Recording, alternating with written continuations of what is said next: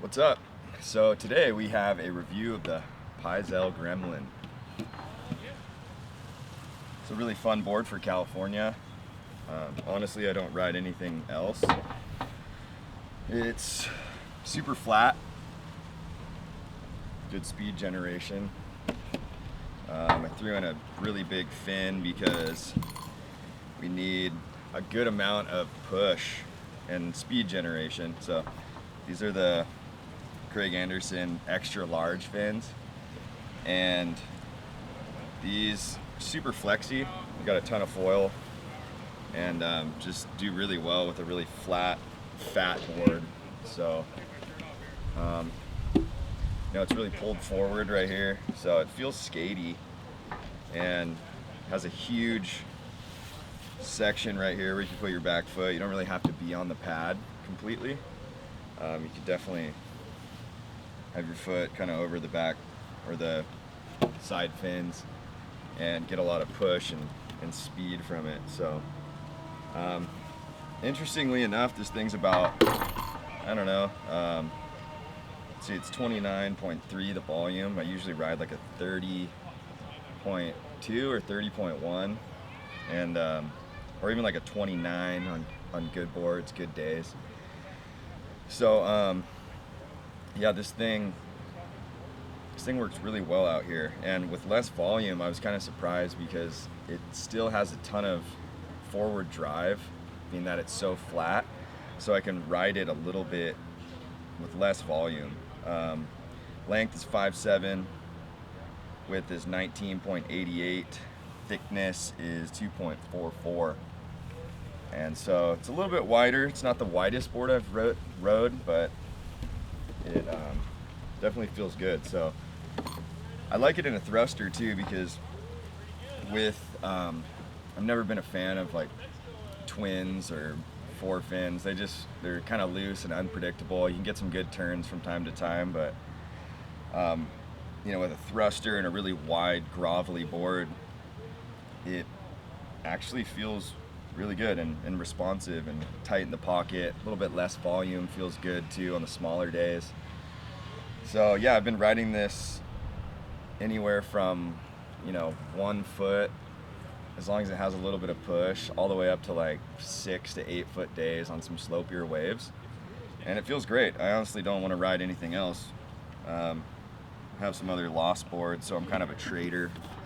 Been riding Pyzels lately, but it's all good. They're really good boards, and I've found that they have bigger sweet spots like on the tail and stuff, and they're a little more forgiving in terms of just being perfect on the drop-in and perfect in the sections and perfect foot placement.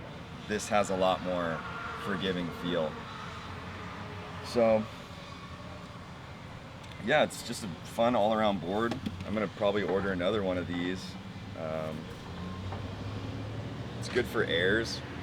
Like, I don't know how to explain this, but on some like wider or longer boards that are a little bit more like knifey and like sharp rails, it's harder to launch airs, and like the axis of the airs kind of feel different, right? The way it's cutting through the air and the water and everything, like it affects that. So what I've noticed on this board is it's really easy to just like kind of throw around. It rotates more like this than like going off axis.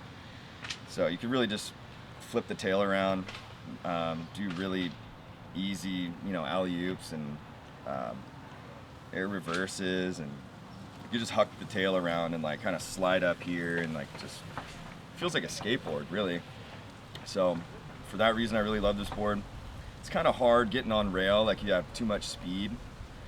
Like I was riding a little beach break out front, and it was probably a good overhead day, and it was just hard to hold on rail. Like you had to like grab rail and just kind of buck in, just really dig it in, and then it still was sliding and doing weird stuff. And on some of the bigger days, I did experiment with some different fins, something with a little less flex, like the Johns, and a little bit more of an upright fin too, and it's weird, it just felt really sluggish. So I like to ride a flexy speed generating fin like no matter what in this board, and that's what makes it feel the best and get the most speed. And yeah, I mean, I've rode it in a couple days that were barreling, and that was a little difficult because if I didn't really set the rail perfect, then I would definitely get kind of ledged, and it was weird like generating speed in the barrel or trying to like really place it where you wanted.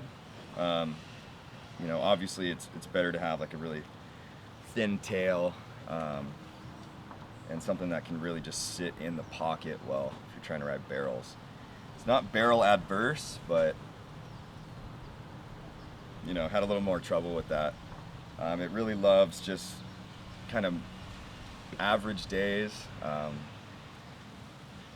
You know, waves with not a ton of pitch to them. You know, some slopier waves. It makes good sections. It, you know, just can find the speed in pretty much any wave. So, hope you guys like the review. And yeah, pretty soon here, gonna just get some good footage on it. It's been a while. Some of my cameras were broken, so we're back on top and we're gonna start shooting again. So anyways, that's the Pyzel Gremlin, and hope you have a good day.